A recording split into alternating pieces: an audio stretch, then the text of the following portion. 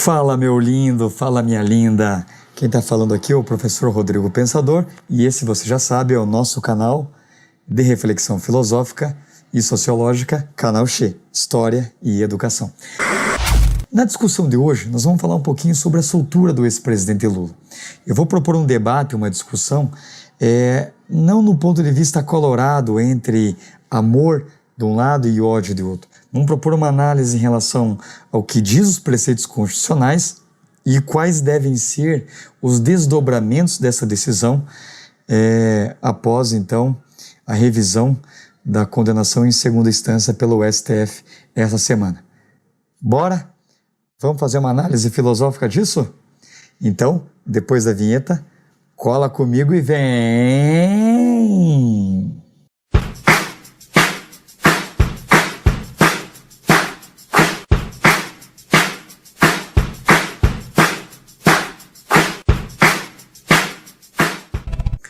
Fala, meu lindo, fala, minha linda. Você ainda que não se inscreveu, inscreva-se no nosso canal, ative o sininho, compartilhe as nossas ideias.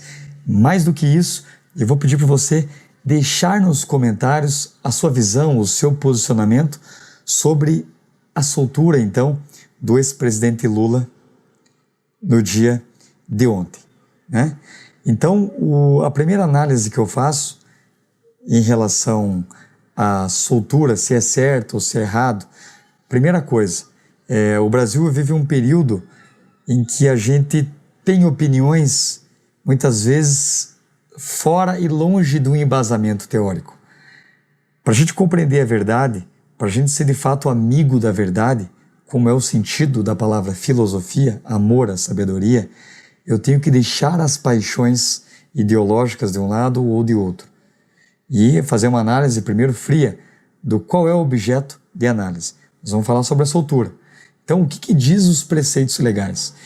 O preceito legal diz que ninguém deve ser considerado, então, condenado sem antes esgotar todos os recursos e todo o processo legal ser feito de maneira, o quê?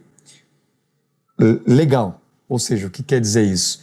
Então, tramitado e julgado. Quando fala tramitado e julgado, significa passar por todas as instâncias judiciais cabíveis no nosso país, né? No caso, a última instância é o Supremo Tribunal Federal, porque nós vivemos sob a égide do Estado de Direito.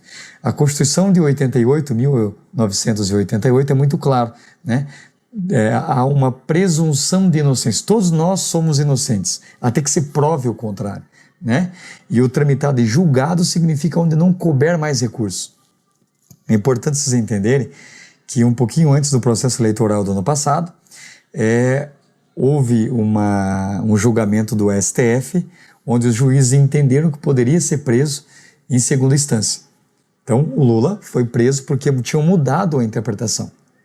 Passou-se a eleição, o Bolsonaro tornou-se presidente, Lula foi descartado, então, das eleições justamente por causa da condenação, essa condenação, no caso o triplex, e agora, né, tivemos a notícia de ontem que o juiz concedeu, então, a sua liberdade. Isso não quer dizer que ele não responda ao processo, ele vai responder, só que ele só vai voltar à prisão caso haja também a condenação em última instância, na terceira instância, que agora cabe os recursos ainda para serem analisados pelo Supremo Tribunal Federal.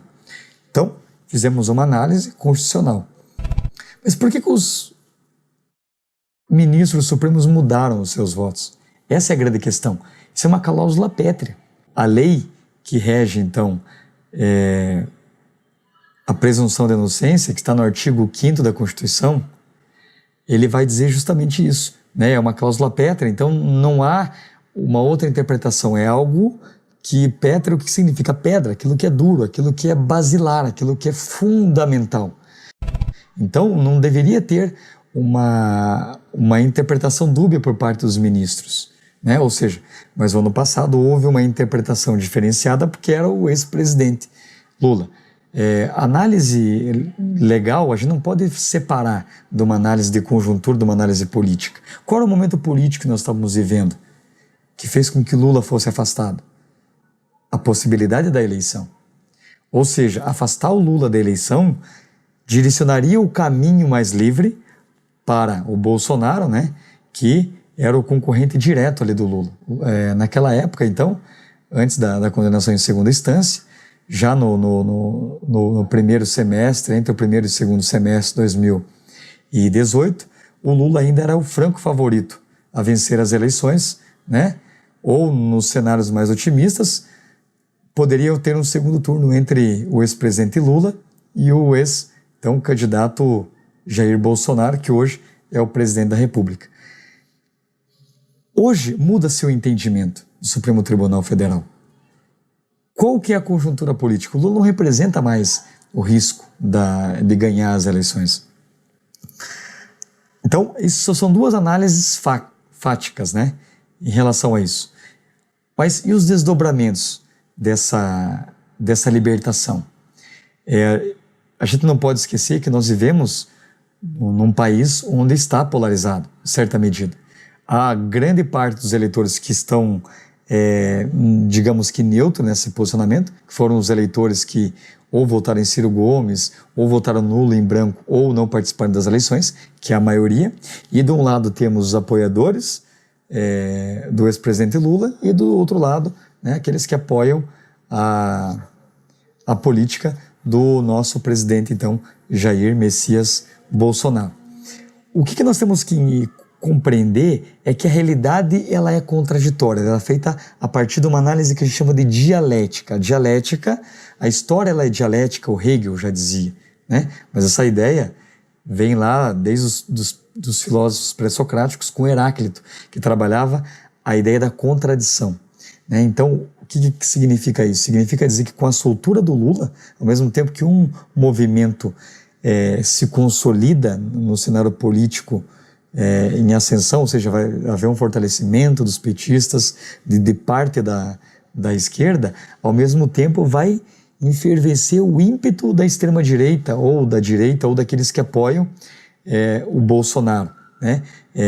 Viabilizando, então, chamamentos públicos para atos contra o Supremo, contra o Congresso, né? Porque, na realidade, quem tem o papel de legislar e de criar leis, se a gente não concorda com a prisão em segunda instância, é o Congresso Nacional. Os juízes, eles têm que julgar a letra fria da lei, interpretar a lei, e a lei é clara nesse sentido, quando diz que só há condenação quando há toda a tramitação do processo legal e que há, então, todos os recursos extintos, tramitado e julgado para ser condenado. Nós não vivemos sob a égide da ditadura, onde existe o estado de exceção, né? Então, por isso que é importante para aqueles que defendem a prisão em segunda instância fazer um movimento para pressionar o Congresso Nacional.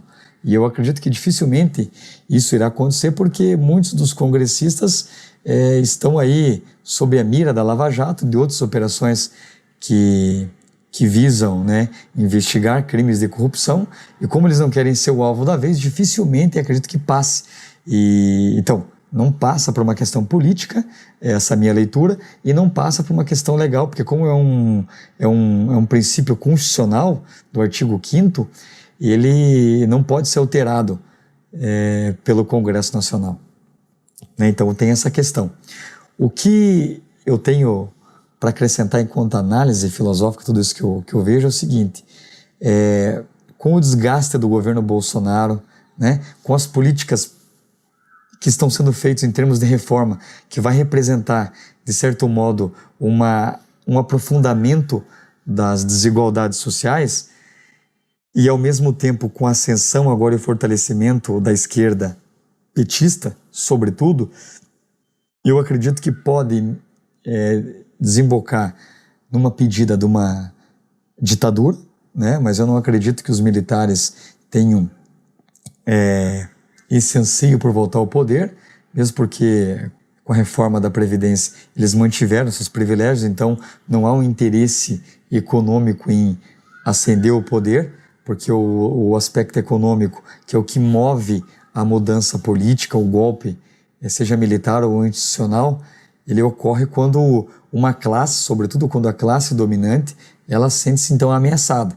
E eu não vejo Eu não vejo isso, mas há um movimento de fortalecimento, porque há uma descrença, há um descrédito em relação às instituições, né? Como o Congresso Nacional, como o próprio Judiciário e o Executivo, né? Se eles sentirem com o desgaste e de fato a imagem do Bolsonaro está sendo desgastada, a imagem do Executivo também está por água abaixo.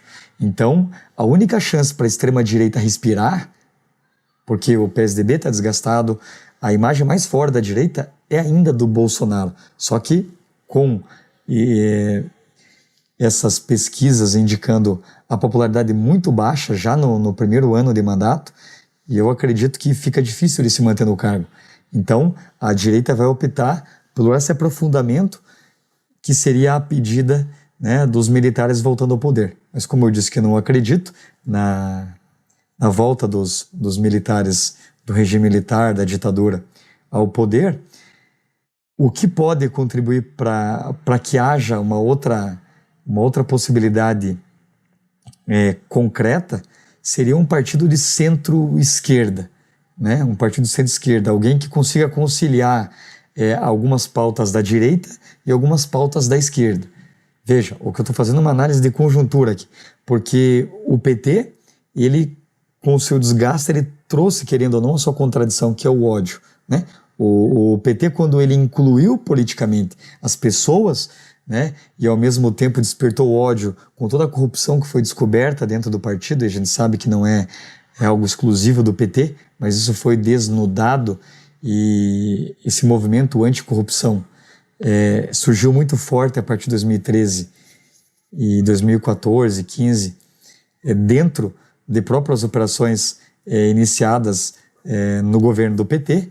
A gente sabe que isso contribuiu para surgir um movimento antipetista, né? Que é o ódio ao PT, tudo aquilo que lembra o PT, tudo aquilo que lembra a inclusão. Então essas pautas hoje reivindicatórias em relação às propostas de reforma trabalhista, reforma da Previdência, agora a reforma administrativa e a reforma tributária, ela vai na contramão daquilo que estava sendo implementado pelo PT. Ou seja, nós vivemos um antagonismo, né? Então nós vemos num período onde havia a tese, que era o governo do PT, a antitese, que é o governo do Bolsonaro, e só vamos conseguir viver em harmonia na sociedade quando tiver uma síntese. E essa síntese, ela só vai ser feita por um partido de centro-esquerda, ou um partido de centro, né, que tenda mais para a direita, mas o que tenda mais para a esquerda, mas eu acredito que a direita vai se desgastar. Então, ou nós vamos viver um aprofundamento da direita com a queda do Bolsonaro, ou com o desgaste do Bolsonaro, pedindo um regime militar, coisa que eu acho que não vai acontecer, mas esgotando essa possibilidade, somente um governo de centro ou centro-esquerda vai poder trazer a pacificação do país, né? A gente sabe que um governo só governa com a maioria, um governo só governa com um pacto civilizatório. Então é nesse sentido que um partido de centro-esquerda assumindo o país, ele deve trazer então essa pacificação em relação aos antagonismos, que de um lado é um amor incondicional ou um ódio, né, irracional. Então essa é a nossa leitura de conjuntura aqui, fazendo uma análise sobre a política, né, a política atual, a partir então da soltura do ex-presidente Lula. Meus lindos, minhas lindas, vou encerrando o vídeo por aqui. Deixe o seu like, compartilhe o nosso canal, comente embaixo, vamos debater o que você pensa sobre essa análise. Concorda? Discorda? Tá bom? Inscreva-se no nosso canal e até o próximo vídeo. Um forte abraço do professor Rodrigo Pensador.